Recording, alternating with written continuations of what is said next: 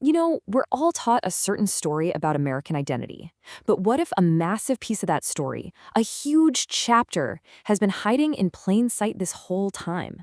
Today, we're digging into a history that might just challenge everything you think you know about who we are and where we come from.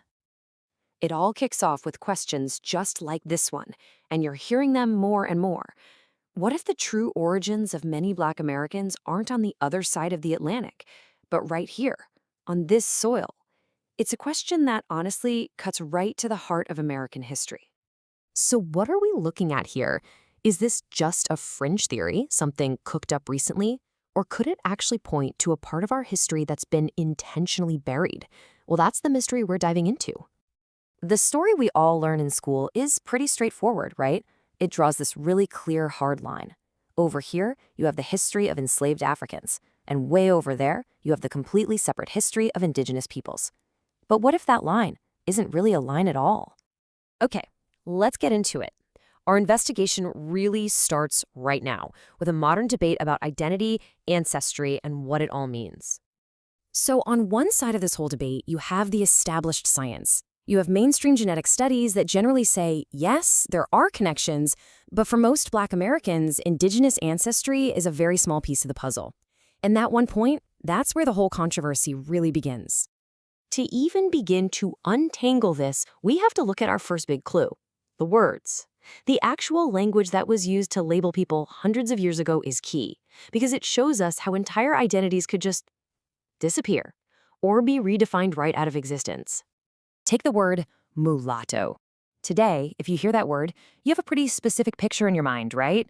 We all think we know what it means, somewhat of mixed European and African heritage. Simple.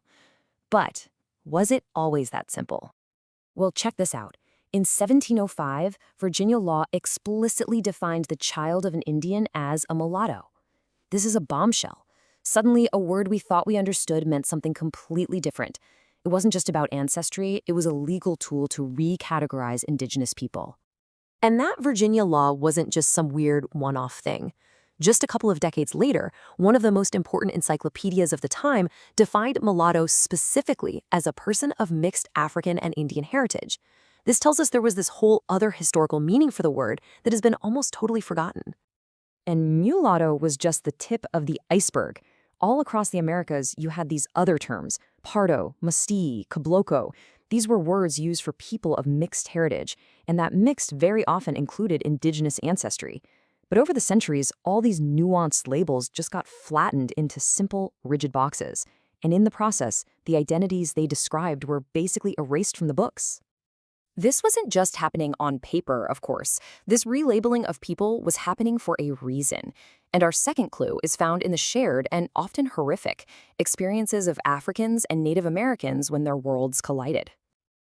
And this isn't some brand new idea. People have been pointing this out for a long time. Look at this, from way back in the 1930s. Academics were already arguing that the real American story isn't a simple black and white binary, but a complex mix of three peoples. This connection was forged in the fire of colonization. I mean, think about it. They were often enslaved together, working the same fields. They fought together, creating these incredible alliances of resistance, like the Black Seminoles in Florida. Naturally, they intermarried, building families and new communities from that shared struggle.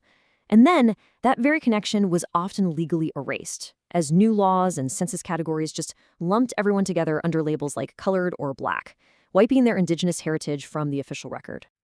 So, when we talk about this identity being erased, what are we really talking about? What was lost? To get a sense of the sheer scale of the history we're discussing, our third clue takes us way, way back, long before 1492.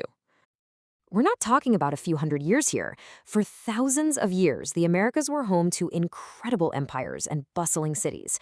This timeline is just a tiny snapshot, showing a history of civilization stretching back for millennia, from the Olmecs to the massive Inca Empire. And this wasn't just happening down in Latin America. Right here in what is now the United States, you had civilizations like the Mound Builders, who created these colossal earthworks and complex societies that shaped this land for centuries.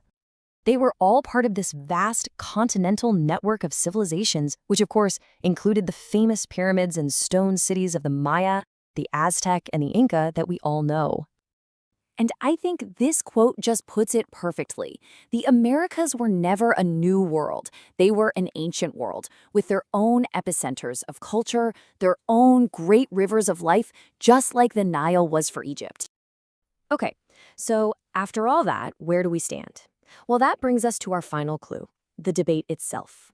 Because what this all shows is that the story of American identity isn't a closed book. It's an unfinished history. On one side, you have the established mainstream scientific consensus. This is the story of migration from Asia across the Bering Strait thousands of years ago. It's the foundation of what we've been taught for decades. And then on the other side, you have this incredibly powerful counter-narrative, the belief that this isn't just a matter of archaeology, but a matter of suppression. The idea that a deep, ancient, indigenous history has been systematically erased. So look, the goal here was never to give you one easy answer. It was to show you that the real story is so much more complex and so much more contested than the neat version we get in textbooks. And that has massive implications for how people understand themselves right now, today. So let's just recap what we've pieced together. We've seen that the very language of race used to be incredibly fluid. We've seen that the histories of African and Native peoples in America aren't two separate stories, but are deeply, deeply tangled together. We've been reminded that this land has an ancient, epic history of civilization. And maybe most importantly, we see that this isn't over. This conversation is happening right now. And all of that leaves us with one last crucial question. If our past is like a giant puzzle with a bunch of missing pieces, who gets to be in charge of the story? Who gets to decide what that final picture is supposed to look like? The answer to that is still being fought for.